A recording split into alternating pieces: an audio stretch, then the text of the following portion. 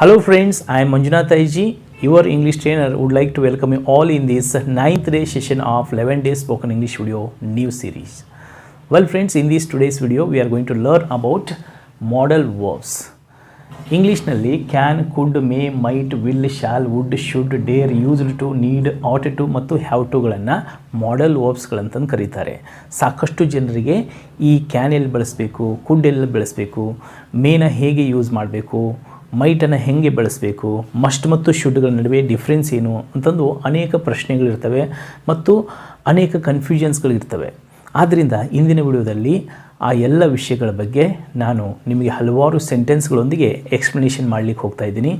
Well friends, ಹಾಗಾದರೆ very interesting ಆಗಿರುವಂತಹ ಇಂದಿನ ಸೆಷನನ್ನು ನಾವು ಕಲಿಯೋಕ್ಕಿಂತ ಮುಂಚೆ ಇನ್ ಕೇಸ್ ನೀವೇನಾದರೂ ಫಸ್ಟ್ ಟೈಮ್ ನನ್ನ ಯೂಟ್ಯೂಬ್ ಚಾನಲ್ಗೆ ವಿಸಿಟ್ ಕೊಟ್ಟಿದ್ದರೆ ನಾನು ನಿಮಗೆ ರೆಕಮೆಂಡ್ ಮಾಡ್ತೀನಿ, ಕನ್ನಡದ ಮೂಲಕ ಸುಲಭವಾಗಿ ಇಂಗ್ಲೀಷನ್ನು ಕಲಿಯಲು ಈ ಚಾನಲನ್ನು ಈ ಕೂಡಲೇ ಸಬ್ಸ್ಕ್ರೈಬ್ ಮಾಡಿಟ್ಕೊಳ್ಳಿ ಮತ್ತು ಪಕ್ಕದಲ್ಲಿರುವಂಥ ಬೆಲ್ ನೋಟಿಫಿಕೇಷನ್ ಆನ್ ಮಾಡಿಟ್ಕೊಳ್ಳಿ ಮತ್ತು ಈ ವಿಡಿಯೋಗೆ ಈಗಲೇ ಒಂದು ಲೈಕ್ ಕೊಡಿ. Well friends, so then let's begin today session. Friends, ಈ 11 days spoken English video new ಸೀರೀಸ್ನಲ್ಲಿ ಇದು 9th ಡೇ ವಿಡಿಯೋ ಆಗಿದೆ. ನಾನು ಈಗಾಗಲೇ 8 ವಿಡಿಯೋಸ್ಗಳನ್ನು ಈ ಒಂದು ಸೀರೀಸ್ನಲ್ಲಿ ಮಾಡಿದ್ದೀನಿ.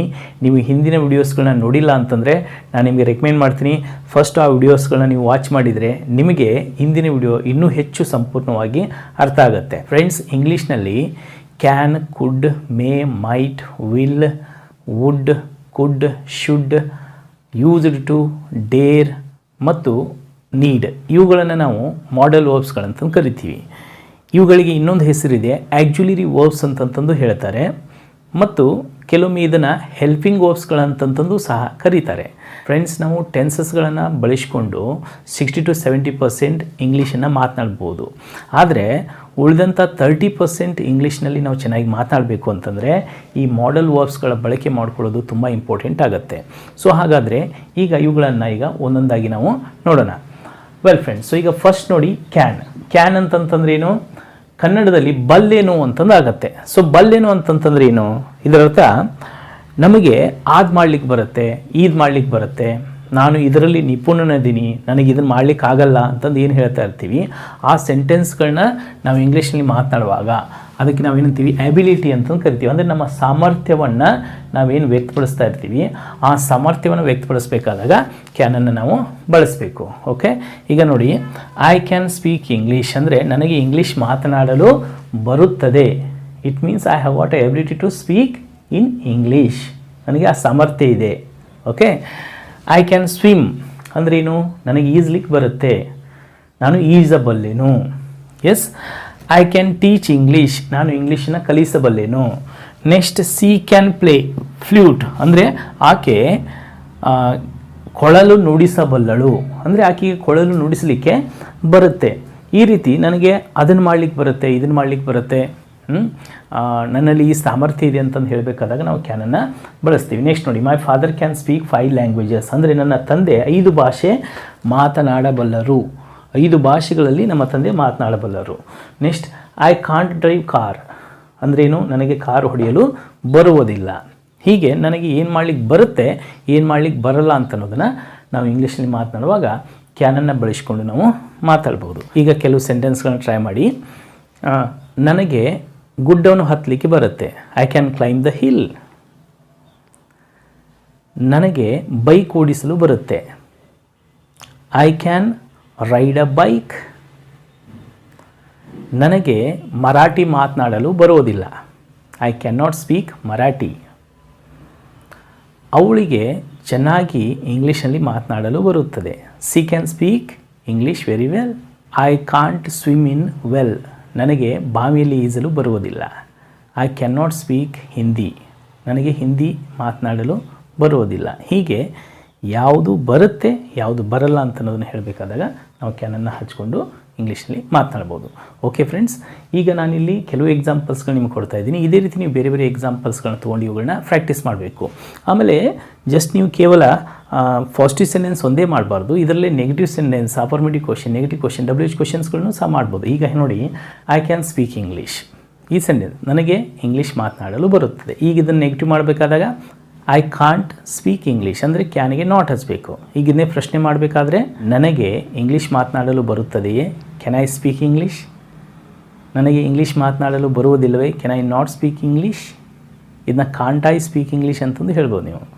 Next what can I speak ಅಂದರೆ ನಾನು ಏನು ಮಾತನಾಡಬಲ್ಲೆನು, ಅಥವಾ which language can I speak, ನಾನು ಯಾವ ಭಾಷೆನ ಮಾತನಾಡಬಲ್ಲೆನು. ಈ ರೀತಿ ನೀವು ಒಂದು ಸೆಂಟೆನ್ಸನ್ನ positive sentence, negative sentence, affirmative question, negative question ಮತ್ತು WH ಕ್ವಶನ್ ಎಲ್ಲದರಲ್ಲೂ ನೀವು ಮಾಡ್ಬೋದು.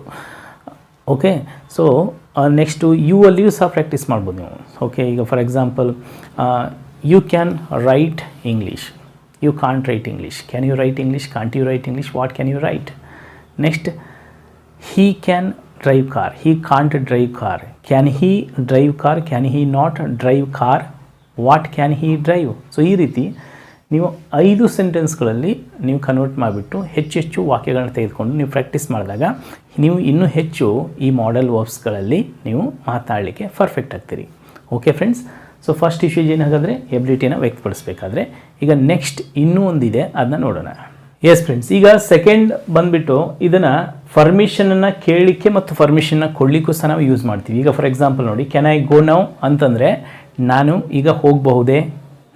Can I park my car hair ಅಂದರೆ ನಾನು ನನ್ನ ಕಾರನ್ನು ಇಲ್ಲಿ ಪಾರ್ಕ್ ಮಾಡ್ಬೋದಾ. ನೀವೆಲ್ಲಿಗೂ ಹೋಗಿದ್ರಿ, ಕಾರ್ ಪಾರ್ಕ್ ಮಾಡಲಿಕ್ಕೆ ಜಾಗ ಸಿಗ್ತಾ ಇಲ್ಲ, ಆಗ ಒಬ್ಬರು ಯಾರೋ ಯಜಮಾನರು ನಿಂತಿದ್ದಾರೆ, ಅವ್ರಿಗೆ ನೀವು ಕೇಳ್ತೀರಿ can I park my car hair.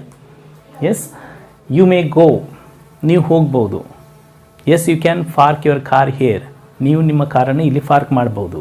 Okay, ಈ ರೀತಿ ನೀವು ಪರ್ಮಿಷನ್ನ ಕೇಳಲಿಕ್ಕೆ, ಪರ್ಮಿಷನ್ನ ತೆಗೆದುಕೊಳ್ಳಿಕ್ಕೂ ಸಹ ನೀವು ಕ್ಯಾನನ್ನು ಬಳಸ್ಬೋದು.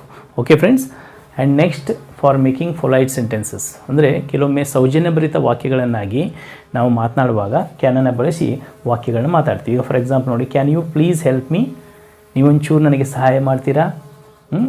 ಈಗ ಬೇರೆದವ್ರಿಗೆ ನೀವು ಸಹಾಯ ಮಾಡಿ ಅಂತಂದು ಕೇಳಬೇಕಾದಾಗ ಹೆಲ್ಪ್ ಮೀ ಅಂತಂತನ್ಲಿಕ್ಕೆ ಬರಲ್ಲ, ನಾವೇನು ಮಾಡಬೇಕು, can you please help me.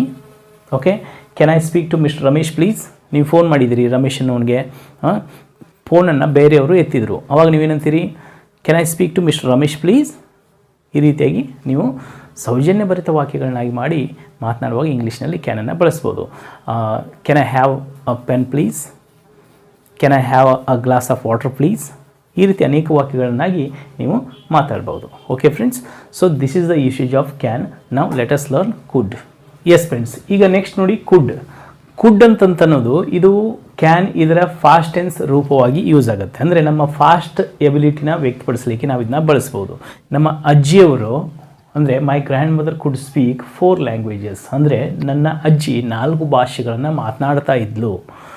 ಈಗ ಇದನ್ನೇ ಪ್ರೆಸೆಂಟ್ ಟೆನ್ಸ್ನಲ್ಲಿ ಹೇಳಬೇಕಾದಾಗ ಹೇಗೆ ಹೇಳ್ತಿದ್ದೀನೋ, ನನ್ನ ಅಜ್ಜಿ 4 ಭಾಷೆಗಳನ್ನು ಮಾತನಾಡ್ತಾಳೆ ಅಂದರೆ ಆಕೆಗೆ 4 ಭಾಷೆ ಮಾತನಾಡಲಿಕ್ಕೆ ಬರುತ್ತೆ. My grandmother can speak 4 languages. ಈಗ ಇಲ್ಲಿ ಫಾಸ್ಟ್ ಟೆನ್ಸಲ್ಲಿ ನಾವೇನು ಹಚ್ತೀವಿ ಇದಕ್ಕೆ, ಕುಡ್. ಅಂದರೆ ನಮ್ಮ ಅಜ್ಜಿ 4 ಭಾಷೆಗಳನ್ನು ಮಾತನಾಡ್ತಾ ಇದ್ಲು, ಆದರೆ ಈಗ ಇಲ್ಲ.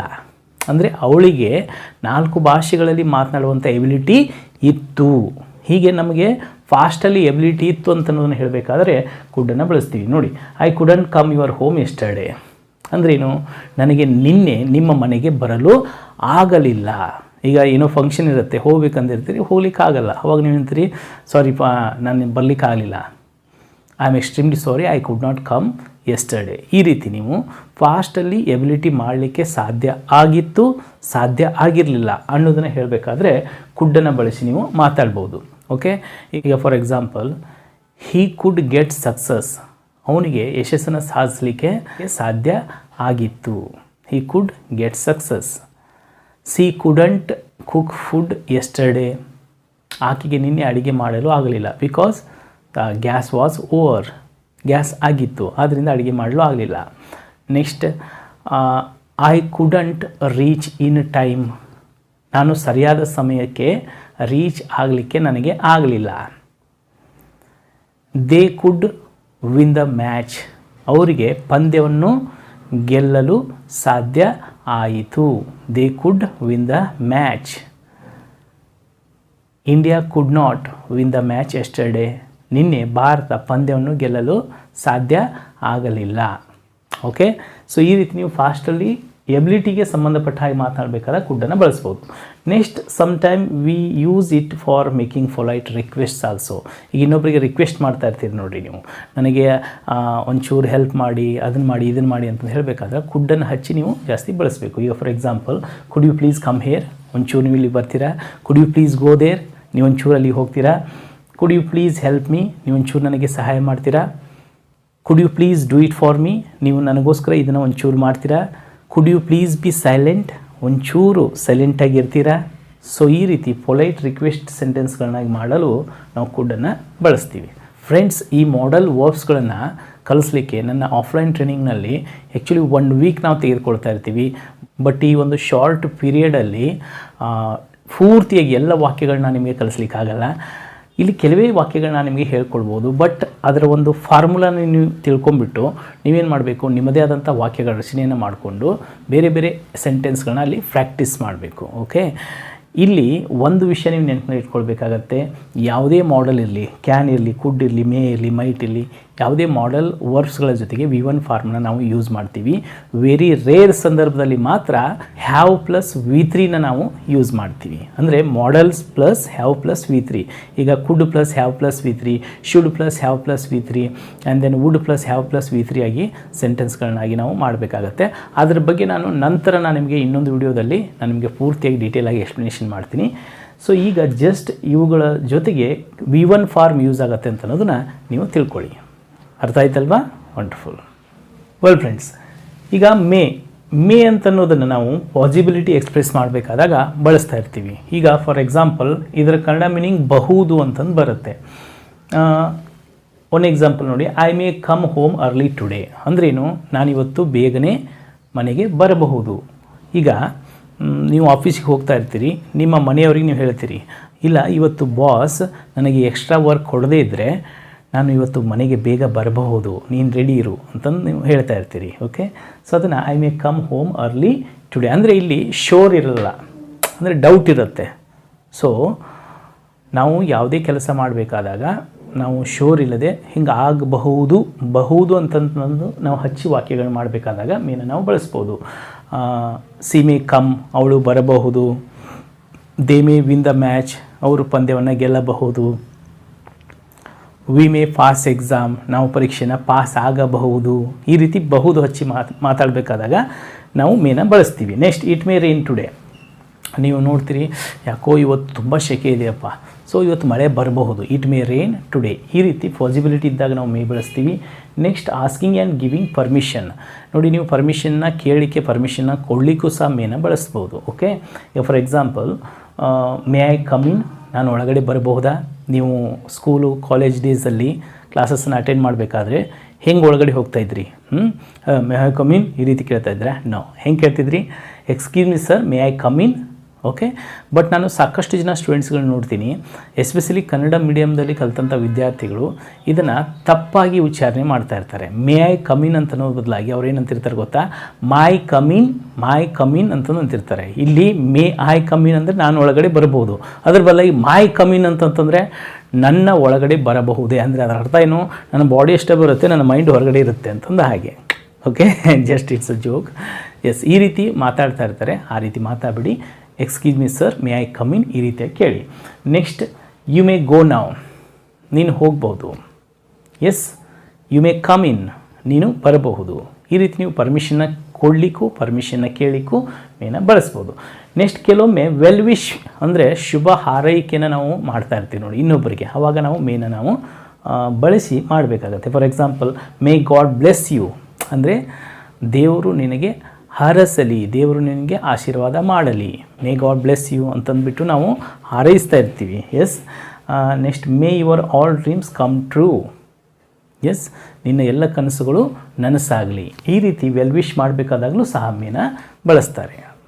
ಎಸ್ ಫ್ರೆಂಡ್ಸ್, ಈಗ ಮೈಟ್ ನೋಡಿ, ಮೈಟ್ ಅನ್ನೋದನ್ನು ನಾವು ಮೇ ಇದರ ಫಾಸ್ಟ್ ಟೆನ್ಸ್ ರೂಪವಾಗಿ ಯೂಸ್ ಮಾಡ್ತಾ ಇರ್ತೀವಿ. ನೀವು ಡೈರೆಕ್ಟ್ ಆ್ಯಂಡ್ ಇಂಡೈರೆಕ್ಟ್ ಸ್ಪೀಚ್ ಮಾಡ್ತಾ ಇರಬೇಕಾದ್ರೆ, ಡೈರೆಕ್ಟ್ ಸ್ಪೀಚಲ್ಲಿ ಮೇ ಬಂದಿದ್ದರೆ, ನೀವು ಇಂಡೈರೆಕ್ಟ್ ಸ್ಪೀಚ್ ಮಾಡ್ತಾ ಇರಬೇಕಾದ್ರೆ ಮೈಟನ್ನು ಹಚ್ಚಿ ಅಲ್ಲಿ ಇಂಡೈರೆಕ್ಟ್ ಸ್ಪೀಚನ್ನು ನೀವು ಮಾಡಬೇಕಾಗತ್ತೆ. ಈಗ ಫಾರ್ ಎಕ್ಸಾಂಪಲ್ ನೋಡಿ, ಇಲ್ಲಿ the PM says India may become super power nation in 2030 ಅಂದರೆ 2030ರಲ್ಲಿ ಭಾರತ ಒಂದು ಸೂಪರ್ ಪವರ್ ರಾಷ್ಟ್ರ ಆಗಿ ಅದು ಹೊರಹೊಮ್ಮಬಹುದು ಅಂತಂದು ಪ್ರಧಾನಮಂತ್ರಿಯವರು ಹೇಳ್ತಾರೆ. ಈಗ ಇದು ಪ್ರೆಸೆಂಟಲ್ಲಿದೆ, ಅಂದರೆ ಡೈರೆಕ್ಟ್ ಸ್ಪೀಚ್ ಇದು.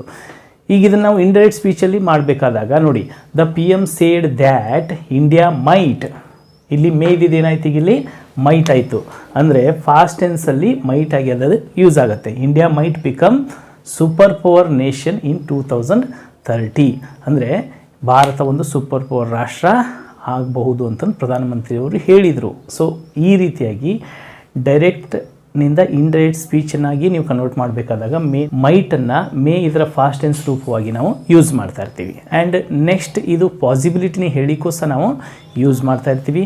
For example, it might rain today. Sir, it may rain ಟುಡೇಗೂ ಇಟ್ ಮೈಟ್ ರೈನ್ ಟುಡೇಗೂ ಏನು ಡಿಫ್ರೆನ್ಸ್ ಸರ್? ಏನೂ ಡಿಫ್ರೆನ್ಸ್ ಇಲ್ಲ ಫ್ರೆಂಡ್ಸ್. ಓಕೆ, ನೀವು ಮೇದ ಜಾಗದಲ್ಲಿ ಪಾಸಿಬಿಲಿಟಿನ ವ್ಯಕ್ತಪಡಿಸಬೇಕಾದಾಗ ಮೈಟನ್ನು ಹಚ್ಚಿಯೂ ಸಹ ಸೆಂಟೆನ್ಸ್ ಮಾಡ್ಬೋದು. Okay, it may rain today ಅಂತಂದ್ರೂ ಒಂದೇ, ಇಟ್ ಮೈಟ್ ರೈನ್ ಟುಡೇ ಅಂತಂದ್ರೂ ಒಂದೇ. ಇಟ್ ಮೇ ರೈನ್ ಟುಡೇ ಅಂತಂದ್ರೆ ಇವತ್ತು ಮಳೆ ಬರಬಹುದು, ಇಟ್ ಮೈಟ್ ರೈನ್ ಟುಡೇ ಅಂತಂದ್ರೂ ಇವತ್ತು ಮಳೆ ಬರಬಹುದು.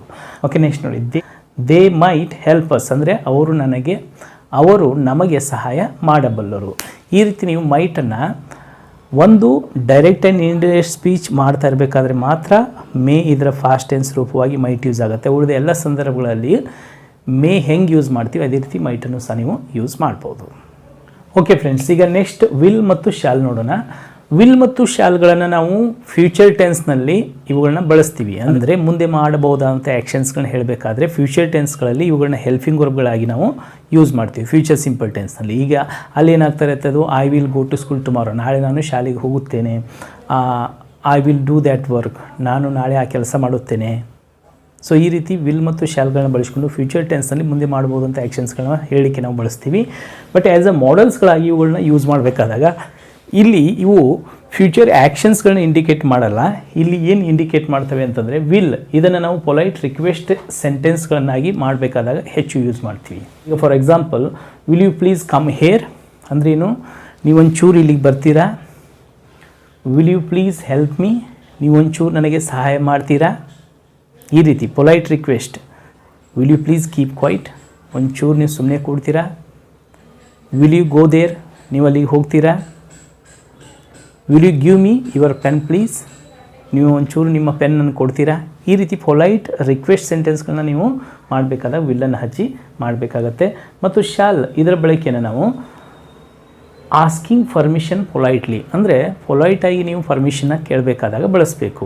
ಎಲ್ಲಿ ಐ ಮತ್ತು ಬಿಗಳಿಗೆ ಮಾತ್ರ ಇದು ಯೂಸ್ ಆಗುತ್ತೆ. ಓಕೆ, ಈಗ for example, shall I go now, ನಾನು ಹೋಗ್ಬೋದಾ. ಶಾಲ್ ಐ ಕಮ್ ಇನ್, ನಾನು ಒಳಗಡೆ ಬರ್ಬೋದಾ.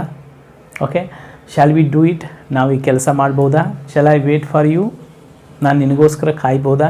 ಈ ರೀತಿ ಈ ಎರಡು ಸಂದರ್ಭಗಳಲ್ಲಿ ವಿಲ್ ಮತ್ತು ಶಾಲ್ ಆ್ಯಸ್ ಅ ಮಾಡೆಲ್ ವರ್ಬ್ಸ್ಗಳಾಗಿ ಯೂಸ್ ಆಗ್ತವೆ.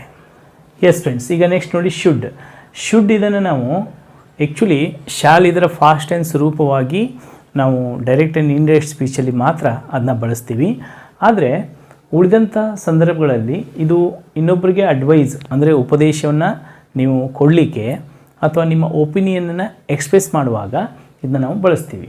ಈಗ ನೋಡಿರಿ, ಯು ಶುಡ್ ಸ್ಟಡಿ ವೆಲ್ ಅಂದರೆ ಏನಿದರ ಅರ್ಥ, ನೀನು ಚೆನ್ನಾಗಿ ಸ್ಟಡಿ ಮಾಡಬೇಕು.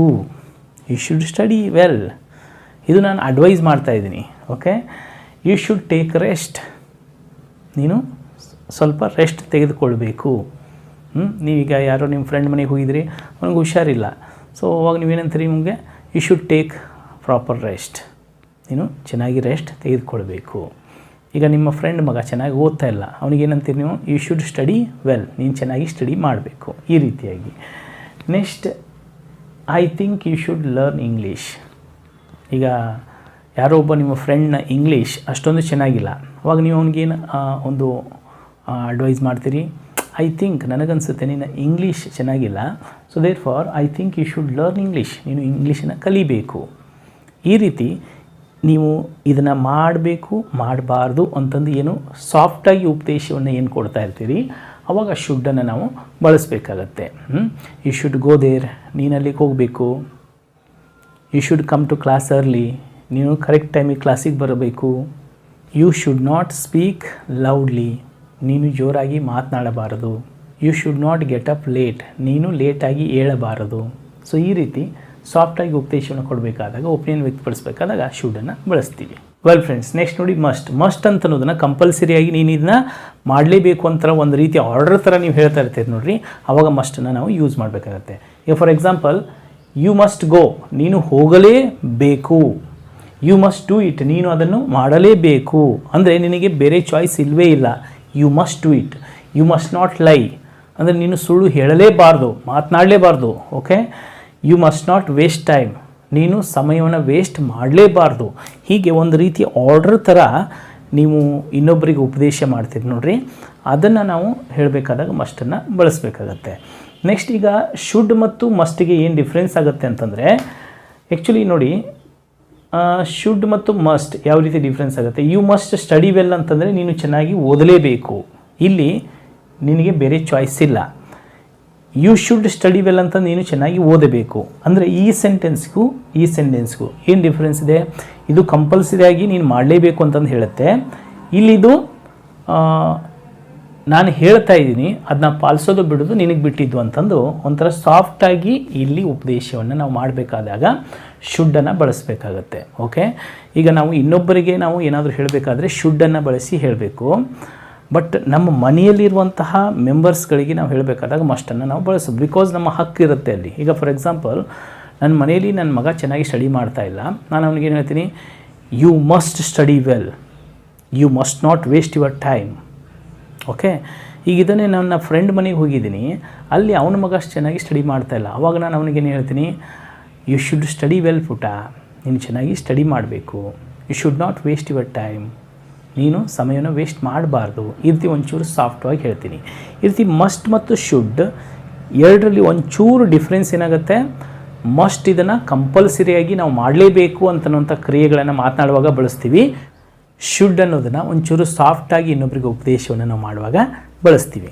ಗೊತ್ತಾಯ್ತಲ್ಲ ಫ್ರೆಂಡ್ಸ್? ವೆಲ್, ಎಸ್ ಫ್ರೆಂಡ್ಸ್, ಈಗ ನೆಕ್ಸ್ಟ್ ನೋಡಿ ವುಡ್ ಇದನ್ನು ಆ್ಯಕ್ಚುಲಿ ನಾವು ವಿಲ್ ಇದರ ಫಾಸ್ಟ್ ಟೆನ್ಸ್ ರೂಪವಾಗಿ ನಾವು ಯೂಸ್ ಮಾಡ್ತಾ ಇರ್ತೀವಿ. ಎಲ್ಲಿ ಇಂಡೈರೆಕ್ಟ್ ಸ್ಪೀಚನ್ನು ಮಾಡಬೇಕಾದಾಗ. ಈಗ ಡೈರೆಕ್ಟ್ ಸೆಂಟೆನ್ಸ್ ನೋಡಿ, he says I will not come to office. ಈಗ ಯಾರೋ ಒಬ್ಬನು ಏನಂತಾನೆ, ನಾನು ಇವತ್ತು ಆಫೀಸಿಗೆ ಬರಲ್ಲ ಅಂತಾನೆ. ನಾವು ಅದನ್ನು ತೆಗೆದುಕೊಂಡು ಇನ್ನೊಬ್ಬರ ಮುಂದೆ ಹೇಳಬೇಕಾದಾಗ he said that he wouldn't come to office. ಅವನು ಇವತ್ತು ಆಫೀಸಿಗೆ ಬರಲ್ಲ ಅಂತಂತಂದು ಹೇಳಿದ. ಇಲ್ಲಿ ಈಗ ಇದು ವಿಲ್ ಇದ್ದಿದ್ದು ವುಡ್ ಆಗಿ ಚೇಂಜ್ ಆಯಿತು. ಎಲ್ಲಿ? ಸೊ ಇಂಡೈರೆಕ್ಟ್ ಸ್ಪೀಚಲ್ಲಿ. ಅಂದರೆ ಡೈರೆಕ್ಟ್ ಸೆಂಟೆನ್ಸ್ಗಳಲ್ಲಿ ವಿಲ್ ಇದ್ದರೆ ಇಂಡೈರೆಕ್ಟ್ ಸ್ಪೀಚ್ ಮಾಡಬೇಕಾದ್ರೆ ವುಡ್ಡನ್ನಾಗಿ ನಾವು ಕನ್ವರ್ಟ್ ಮಾಡಬೇಕಾಗತ್ತೆ. ನೆಕ್ಸ್ಟ್ ಆ್ಯಸ್ ಅ ಮಾಡೆಲ್ ಆಗಿದ್ದನ್ನ ಬಳಸಬೇಕಾದ್ರೆ ನಾವು ಪೊಲೈಟ್ ರಿಕ್ವೆಸ್ಟ್ಸ್ಗಳನ್ನು ಮಾಡಲಿಕ್ಕೆ ನಾವು ವುಡ್ಡನ್ನು ಜಾಸ್ತಿ ಬಳಸ್ತಾ ಇರ್ತೀವಿ. ಈಗ ನೋಡಿ for example, would you please go there, ನೀವೊಂಚೂರು ಅಲ್ಲಿಗೆ ಹೋಗ್ತೀರಾ. Would you please help me, ನೀವೊಂಚೂರು ನನಗೆ ಸಹಾಯ ಮಾಡ್ತೀರಾ. Would you please do it for me, ನೀವೊಂಚೂರು ನನಗೋಸ್ಕರ ಕೆಲಸ ಮಾಡಿಕೊಡ್ತೀರಾ. Would you please be silent, ಒಂಚೂರು ನೀವು ಸುಮ್ಮನೆ ಕೂಡ್ತೀರಾ. What would you like to have for breakfast, ನೀವು ನಾಷ್ಟಾದಲ್ಲಿ ಏನು ತೆಗೆದುಕೊಳ್ಳಿಕ್ಕೆ ಇಷ್ಟಪಡ್ತೀರಿ. Would you like to have coffee or tea, ನೀವು ಚಹಾ ತೆಗೆದುಕೊಳ್ತೀರೋ ಕಾಫಿ ತೆಗೆದುಕೊಳ್ತೀರೋ. ಈ ರೀತಿಯಾಗಿ ಪೊಲೈಟಾಗಿ ನಾವು ಸೆಂಟೆನ್ಸ್ಗಳನ್ನಾಗಿ ಮಾಡಿ ಇಂಗ್ಲೀಷಲ್ಲಿ ಮಾತನಾಡಲು ವುಡ್ಡನ್ನು ಬಳಸ್ತೀವಿ. My dear friends, one thing you must remember, if you want to speak English politely, you should have two words in your mouth always. They are, one is would, another one is could. ಅಂದರೆ ನೀವು ಇಂಗ್ಲೀಷನ್ನು ತುಂಬ ಪೊಲೈಟಾಗಿ ಮಾತನಾಡಬೇಕು ಅಂತಂದರೆ ನಮ್ಮ ಬಾಯಲ್ಲಿ ಎರಡು ಶಬ್ದಗಳು ಯಾವಾಗಲೂ ಇರಬೇಕು. ಅವುಗಳು ಯಾವುದು ಗೊತ್ತಾ? ಒಂದು ವುಡ್, ಇನ್ನೊಂದು ಕುಡ್.